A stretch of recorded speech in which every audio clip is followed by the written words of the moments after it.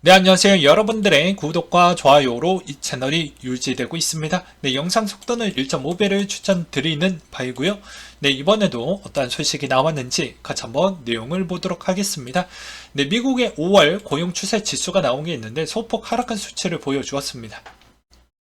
그 이유는 이번에 대면 서비스 산업이 코로나19에 아직 회복하지 못한 상태였는데 이게 서비스 산업으로 넘어가면서 고용 성장이 뒷받침을 좀 해주었다. 그래서 높은 물가에도 고용 시장이 여전히 강한 것을 강조를 하며 물가 안정에 초점을 맞출 것이라고 설명이 되어져 있는데요. 이걸 반대로 해석을 해본다라고 하면 이렇게도 볼 수가 있습니다.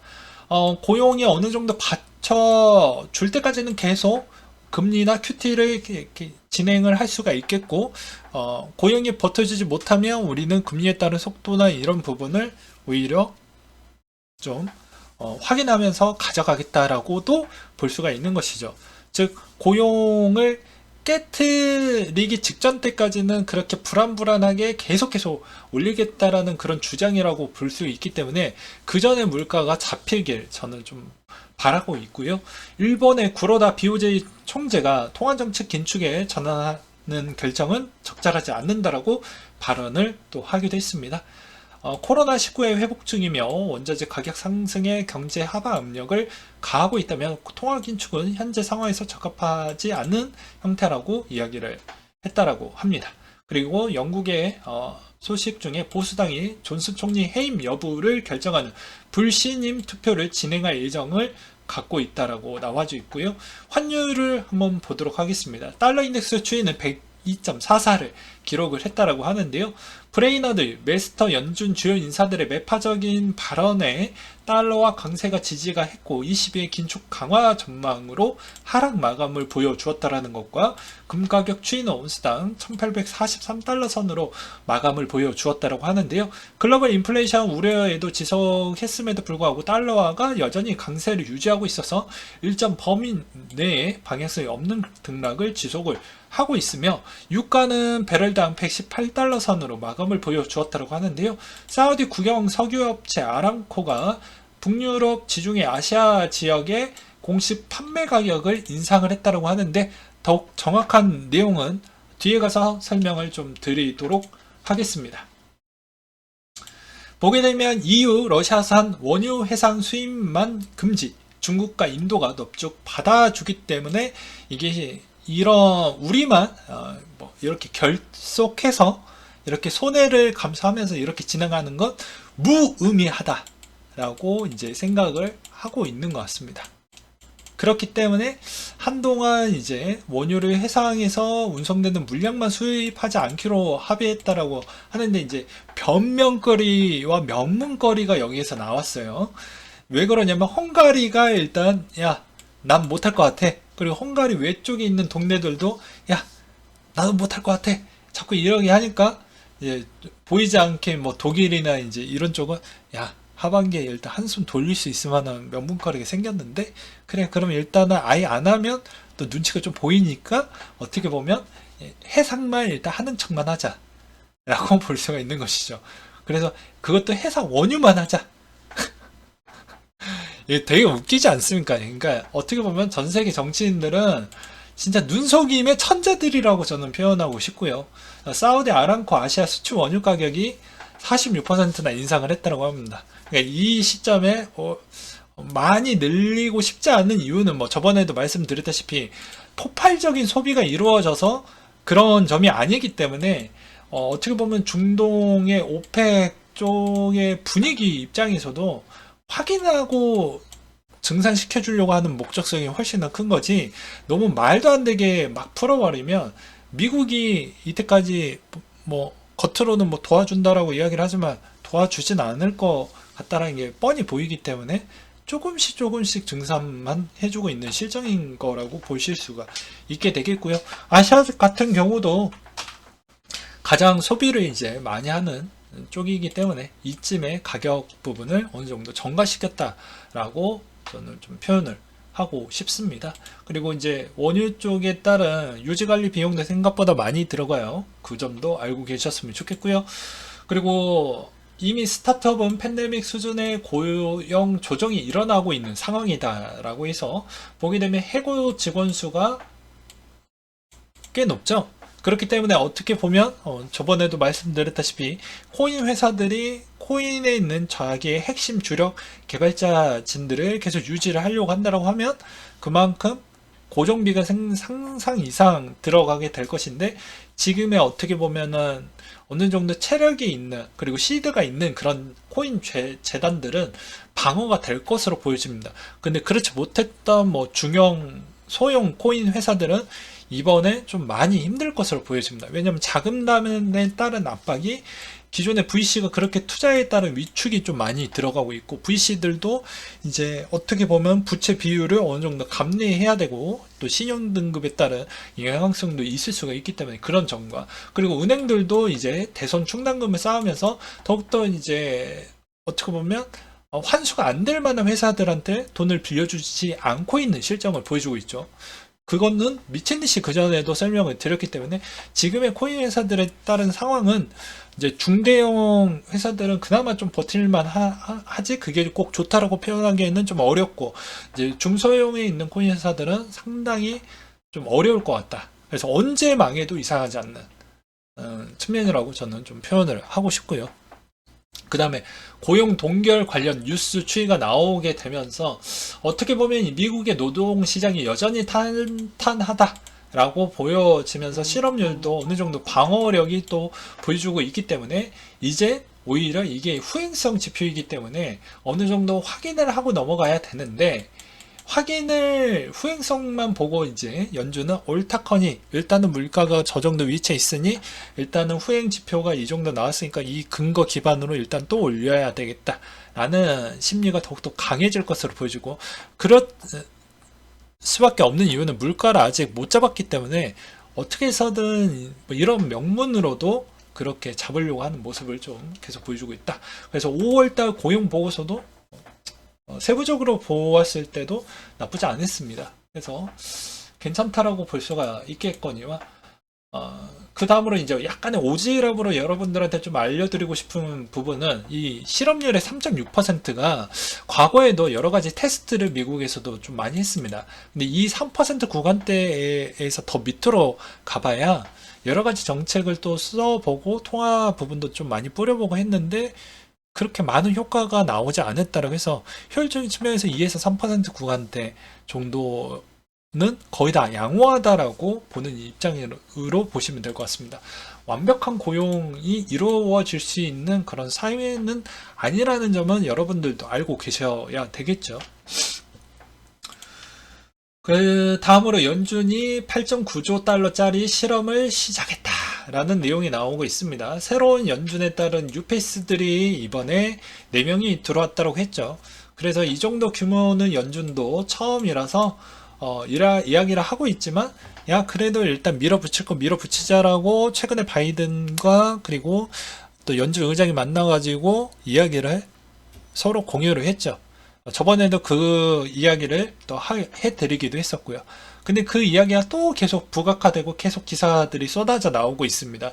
이 말의 의미는 이 8.9조 원짜리를 앞으로 진행을 된다라는 거 거의 일경에 가까운 돈인데, 일경에 가까운 돈에 있는 그 규모가 어느 쪽으로 많이 빠지는지를 확인을 해볼 필요성이 있겠죠. 뭐 지금은 뭐 국채와 MBS 부분이라고 하면 앞으로 이제 국채와 MBS 비중이 어디까지 확장이 될 것이냐 또 봐볼 필요성은 있겠죠. 그래서 점차적으로 투자 시장에 따른 경색 요건에 코인이 어느 가격대에서 잘 버틸 수 있을까, 그리고 물가가 어느 정도 라인대에서 잡힐 거냐도 좀 봐야 됩니다. 내년까지 이어간다는 건 코인한테도 별로 좋지 않는다라고 볼 수가 있겠거니와, 그 다음에 미국의 가상자산 사기 피해가 1조 원을 넘었다고 합니다. 2018년도 이후에 60배 이상 증가를 했다고 하는데요. 피해자가 4만 6천 명 이상이 나왔고, 허위 투자 기회가 가장 흔하고 피해액이 5억 7천만 달러 정도가 됐고, 피해자 절반이 SNS, 유튜브, 인스타, 페이북 이런 쪽으로 좀 많이 피해가 커졌다고 하니까, 이런 점에 따른 내용으로 이제 윌런 연준 이사가 이런 이야기를 했습니다. 야, 그렇게 손해와 사기가 판을 치니까 내가 이제 서서히 좀 본 모습을 보여줄 필요성이 있을 것 같다. 도덕적으로 용납이 되지 않는다. 이런 이야기가 나왔거든요. 과연 이 뒤에 이제 어떤 이야기가 나올지 저도 약간은 좀 두렵기도 하고요. FMC가 이제 7일 정도 남았는데 향후에 우리가 예측 가능한 범위 외적으로 또 그만큼 매파적인 내용이 나올 것인지도 확인을 해볼 필요성은 있을 것 같습니다. 그리고 비트코인 채굴 수수료가 올라가고 있다고 하는데 이게 이제 강세장으로 표현한다라는 것 자체가 웃긴 거예요. 수수료 자체가 드라마틱하게 올라가 주어야지만이 이렇게 계속 연달아 쉬지 않고 올라가 줘야지 대세장인 것이지, 이제 막 삐끔삐끔했다라고 해서 이게 대세장이라고 보기에는, 제가 보기에는 좀 어려울 것 같다라고 표현하고 싶습니다. 왜 그러냐면 과거에도 그런 빼꼼했던 데가 있었는데 다시 저물었거든요. 그렇기 때문에 좀 더 봐볼 필요성이 있겠고, 전체 채굴 보상금 수수료가 차지하고 있는 지표라고 보시면 될 것 같습니다. 그리고 코인 상장 폐지 통일한다. 루나 대책 13일날 발표를 한다라고 하는데, 그럼 동일한 시점에 동시에 상장을 한다라는 것인지까지는 정확하게 잘 모르겠지만, 일단은 어떻게 써든 거래소는 이번에 회피하려고 하는 성향이 너무 짙는다라고 볼 수가 있겠거니와, 그 다음으로 독원의 저격수 팬맨이 테라폼레스 루나 없다에 따른 거짓말을 좀 했다라고 합니다. 확인을 해보니까는 4,280만 개 루나를 보유하고 있었고, 이게 약 2억 달러 정도 상당이라고 나왔던 게 있었고요. 그리고 경찰 측에서는 테라폼 랩스 직원 비트코인 횡령 의혹 수사를 지속적으로 계속 하고 있다라는 내용이 나와주고 있습니다.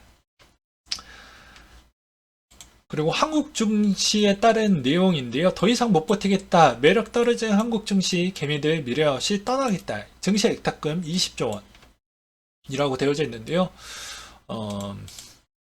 여러분들도 아셔야 되는 게, 이게 한국 증시가 이렇게 재미가 없다라고 하면 코인도 당연히 그렇게 바라볼 필요성이 있습니다. 왜냐하면 최근에 기존에 미국만 금리 인상을 했어요. 아시아 쪽에서도 대부분 뭐 중국, 일본을 제외한 나머지 한국만 미친 듯이 올렸고, 그 다음에 호주나 나머지 쪽도 네덜란드나 이런 쪽도 엄청 많이 올리고 있는 실정이기 때문에, 그리고 22가 하반기 때부터 올렸기 때문에 이제 상대적으로 투자할 수 있을 만한 시드는 계속 줄어들고 있다. 그리고 이제는 연끌에 했던 여유 자금 자체도 없죠. 예. 그렇기 때문에 이런 점에 따른 코인 시장도 상당히 거래량이 어디까지 줄어들지도 우리는 좀 체크를 하고 넘어가자라고 말씀을 드리고 싶고요. 이더 6억 6천만 달러 포지션 청산, 실제는 1억 3,200만 달러 청산이었다라는 내용이 나왔습니다. 아무래도 여러 가지 오류가 좀 있어서 좀 후행으로 기사가 좀 나왔다라고 볼 수가 있겠거니와, 애플페이가 사용할 수 있는 모든 곳에 애플페이 레터가 나온다라는 내용인데요. 후불제 부분이라고 보시면 될 것 같고요. 그 다음에 주기영 대표가 이더리움 생태계가 성장을 하고 있다라고 볼 수가 있는데, 여기서도 보게 되면 자, 홀딩되는 물량과 스테이킹, 디파이, 그 다음으로 리저브 물량까지 합치게 되면 괜찮다, 잘 성장을 하고 있다 라고 이야기를 하고 있는데, 반대로 이야기를 하면 디파이 부분이 제대로 안 돌아갔었을 때, 거기에 또 어떻게 보면 이제 업데이트 다 끝나고 나오는 스테이킹 물량이 풀렸을 때, 그게 절묘하게 둘 다 맞아 떨어졌었을 때, 그렇게도 또 봐야 되겠죠. 왜 너는 되게 부정적으로 보냐, 뭐 이렇게도 또 질타를 할 수가 있는데, 항상 장점이 있으면 단점이 있는 거예요. 순기능이 있으면 역기능이 있는 겁니다. 순수한 정책을 했다라고 해도 반대했다는 형태로 전략을 짜가지고 그렇게 또 추진하려고 하는 사람들이 있어요. 그러니까 순수한 의도라고 해도 그 의도와 다르게 역으로 수혜받을 수 있는 쪽으로 베팅을 하시는 분들도 간혹 있죠. 그렇게 보셨으면 좋겠고요. 그래서 세상은 생각보다 똑똑하지 않으면 안 된다라고 말씀드리고 싶고요. 아무리 순수하고 깨끗하게 그런 취지로 만약에 진행을 했다라고 해도 주변 사람들이 도와주지 않으면 그런 세상은 오기가 힘들다라고 다시 한번 말씀을 드리고 싶습니다. 그리고 SEC 바이낸스 BNB 토큰 조사 중이다. 증권성 여부에 따른 내용이 있었고, 오늘의 메인 주제라고 볼 수 있는 클레이튼 가격 하락은 재단들에 따른 돈잔치였다 라고 해서 지갑 주소가 있고 클레이가 있어요. 네, 근데 여기 순번 1번 때부터 30번 때까지 보게 되면은 거래소 전송은 현금화로 추정되어서 작성이 되었다 라고 되어져 있죠. 그래서 이게 되게 재미난 내용이라고 저는 보고 있습니다. 지갑은 개인 지갑으로 추정이 되고 그라운드X 직원만 가질 수 있는 NFT 소유와 26,636개 이외 모든 지갑은 각양각색 루트 일부 또는 전량 거래소로 수합 매도가 되었다. 현재 현금화가 꾸준히 되어가고 있다. 1년 이상 꾸준히 현금화된 지갑이 대다수이며 단순 일회성이 아닌 파면 팔수록 계속 나오고 있다. 클레이는 안 망하죠. 홀더들만 망해요. 그래서 후속타로 커뮤니티 쪽에서 이제 뭐 되게 실드 치려고 하는 내용들이 엄청 많이 나왔습니다. 근데 이제 우리는 정말 그러지 않아요. 진심으로 말씀드리는데요. 우리도 노력을 하고 있고 발전하기 위해서 하고 있어요. 우리도 홀더처럼 계속 사고 있는 물량도 좀 있고요. 그러합니다라고 뭐 계속 시불시불 거리는데 그래도 덤핑한 건 맞잖아. 그래서 오픈시와 미팅을 했고 곧 있으면 좋은 소식 공유할 계획이고 트러스트 모든 직원들 클레이 발전 위해 일하고 있다. 악의적인 행동글에서는 무관심이 최고의 대응이라고 생각이 들고 커뮤니티 피드백인지 논의 과정에서 항상 고려 중이며 트러스트 직원들에게 모든 개인 자산으로 클레이 구매한 홀더에 따른 입장이며 재단에서 보유 물량은 판매하지 않는다라고 이야기를 했습니다.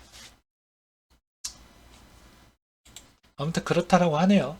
그리고 USDD 알고리즘 스테이블코인이 하이브리드로 진화를 했는데 보안 비율은 현재 225%이고 담보율은 130% 이하로 떨어지지 않고 있다고 합니다. 담보 비율이 가장 높은 탈중앙화 스테이블코인이다. 여전히 관리를 열심히 해주고 있는 실정이라고 볼 수가 있겠거니와 그리고 채굴업체 허트팔은 7,000개의 비트코인 보유 매도하지 않고 있다. 라고 이렇게 당당하게 이야기를 하고 있는데 과연 고정비 부분을 해결을 해야 되는 시점이 왔었을 때도 조금이라도 팔지는 않지 않을까 라는 생각이 들기도 합니다. 그리고 짤 하나 가지고 와봤는데요. 비트코인 평단 7,400만원과 시드 100만원 삼성전자 올인했던 분과 도지코인 평단 830원 이 세 분에서 이야기를 했던 이야기를 보게 되면 이럴 줄 알고 내가 민코인 같은 거 안 샀다. 그리고 코인이 투자인가 도박이었다. 그리고 개미털기에 당하지 말아라. 뭐 이런 이야기를 하고 있죠. 이제 이걸 보면서 저는 어떠한 생각이 있냐면 상대적 정의라고 생각을 하고 선택적 정의라고 합니다. 내가 해야 그게 곧 정의이고 어떻게 보면 내가 좀 더 유리해야 나한테 곧 정의인 지금의 트렌드에 가장 부합한 정의론이지 않나라고 생각이 들어요. 최근에 보게 되면 본인의 이득이 좀 들어가져 있는 내용에서 한 발짝 더 움직여가지고 좀 행동하시는 그런 행동파들도 꽤 많이 나오고 있고요. 그래서 올바른 정의에 따른 생각도 좀 가져보시길 바라겠습니다. 그런 이야기를 좀 드리고 싶었고요. 그리고 트위터 트렌드에서 최근에 1위를 다시 비트코인이 가져가고 있다라는 점이 다시 한번 또 놀라웠고 그 다음으로 인플레 각국 중앙은행 비스텍 금리 인상이라고 해서 호주, 뉴질랜드 쪽이 이번에 금리 인상을 또 했다라고 합니다. 네. 오늘 내용 요 정도에서 마무리를 지어보도록 하겠습니다.